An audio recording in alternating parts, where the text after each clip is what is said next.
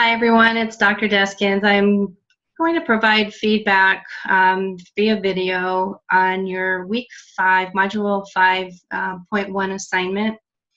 And I'm going to share a screen. Just bear with me one moment.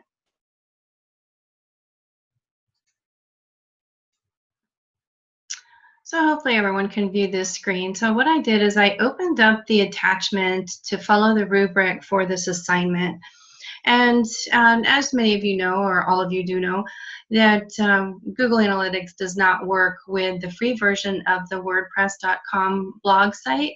So what we did is we had included screenshots, or I should say the course designers included screenshots of different tools, and you were to look through these different screenshots and just analyze the data in 2 to 3 sentences according to the course rubric, and then provide that, as your assignment. And so as you see the different screenshots here, we went through the landing pages and you see all the different data. You have your new versus returning visitor, and then the reports just continue. And what the designers did is they included different types of screenshots, different types of reports that you would see, and you would need to analyze and to try and find how SEO is working, the other different types of analytical information, for example, on the demographics, seeing the difference between, on the pie chart, between the male and female users on a site. And Google Analytics provides a lot of this information, even though the course designers did include from this Mktg.com website. The purpose of this assignment was really just to get you all to look at the data, the different types of charts, and it didn't matter that it wasn't the same company. That wasn't the point of this assignment. And the point of this assignment, again, was to have you just review the data and report back in 2 to 3 sentences what the data represents.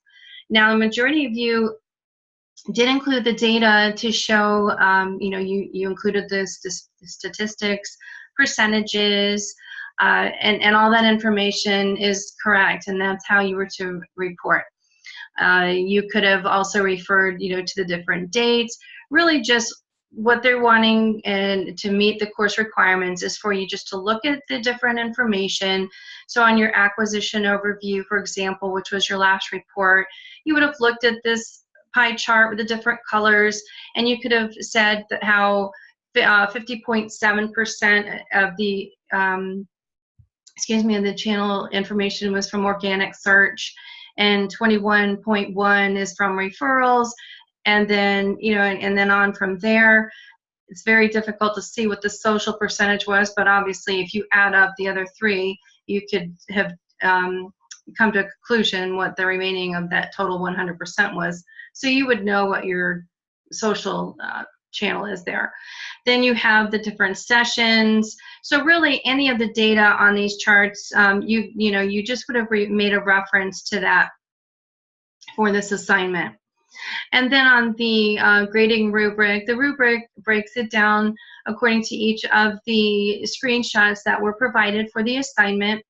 And again, it mentions that your paper needed to be in APA format, use double spacing, 12-point Times New Roman font with 1-inch margins, and that the report description should be 2 to 3 sentences long, and the overall analysis of the final analysis should be about a paragraph. And a paragraph is technically 3 to 5 sentences. I would recommend you strive for the 5 sentences just so that you can have more in-depth information. What I need to stress is the importance of the APA writing format. This is not my rule, but is one I need to enforce. I have not been super strict on marking grading off when you don't follow APA format. I will mark off if you're not at least including your references page. And there are a few that did not include a references page, and so I've given the opportunity for you to include that and resubmit if you want to earn full points for the entire assignment, especially if you did include your not your demographic, but all of your statistical data for the different reports, in addition to a possible definition of what the reports represent. And we need to show all around that you understand what the report is and that you can describe the data within the report. And so really the assignment for this 5.1 was not difficult, even though there were several sections and different screenshots to look at. It was really just an exercise for you to look at the different types of reports, the different types, because we all know that, or you should know that when there are different charts that are created, that they can be bar charts, they can be pie charts, they can be plots, scatter charts. There's all different types of charts that we look at as a marketer. And so this was a healthy mix of what those different charts would look like when you're analyzing data. And to meet the requirements of the rubric, you would need to have touched on what each of these reports suggests about the traffic on that particular website. So again, it's not that the data needed to actually include the information. It didn't need to be every website. It didn't need to be on just one website. That was not the point. The point is that we're looking at just all the different types of data that you could be reviewing, and that you could look at any page and that you could say, okay, well, this is what this page represents, and and then just give me some numbers so I know that you're looking at the correct thing, and then I can check off according to the rubric that that you have met those requirements. And again, when we come back to the references page, some of you went into detail and you referenced, for example, this, amazemetrics.com and some of the other websites that the course designers had pulled these screenshots from, and that's fine.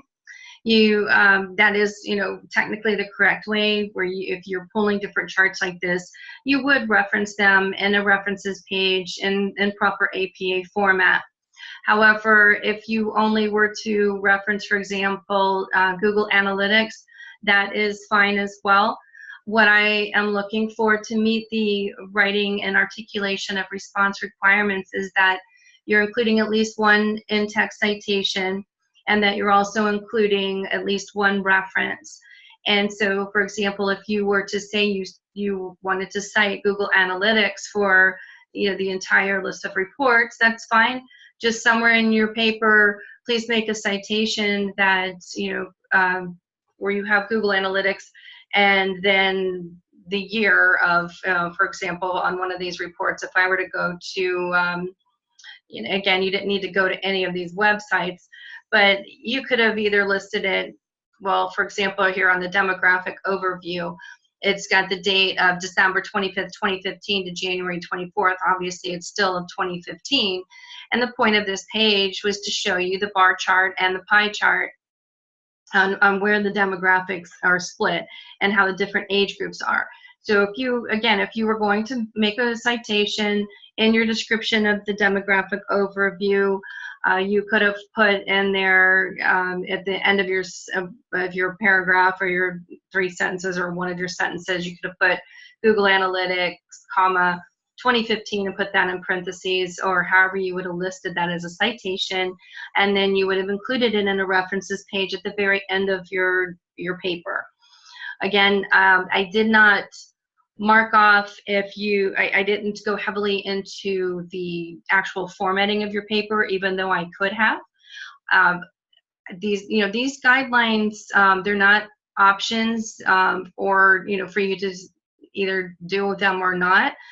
They are requirements to meet the requirements of the course material. Even though this is an elective course at this time, we still need to make sure that you are including the information that I have to grade for and provide feedback on according to the rubric. And again, when I grade on the rubric, when you open the course rubric and you see that table with all the different cells in each of the boxes, the instructor has an option. We have to select the box that matches what you've given us. And so if the information is missing, I can't select the very first box. I have to select the next one. And sometimes the second choice needs improvement, and other times if there's only 3 selections, the final choice would be 0 points, and so you don't get any credit for that at all. So with that said, just want to encourage you out. I saw a lot of great reports, and I thank you guys for providing that information. For anybody that needs or wants to resubmit your assignment, please let me know if you want to make some corrections to certain areas that you may have missed some information, or if you only missed your references page. Please go ahead and include a references page and cite Google Analytics correctly. You don't need to cite every single screenshot. That's just, again, just one is fine for me. And then let me know you're going to resubmit. And please do so before this Friday. That way I can go ahead and get your grade updated and give you, maximum points allowed for the assignment. Otherwise, if you're happy with your grade, we can just move forward, and we don't need, I don't need to re-review it. But I do want to help everyone get through this course and obtain the most possible points.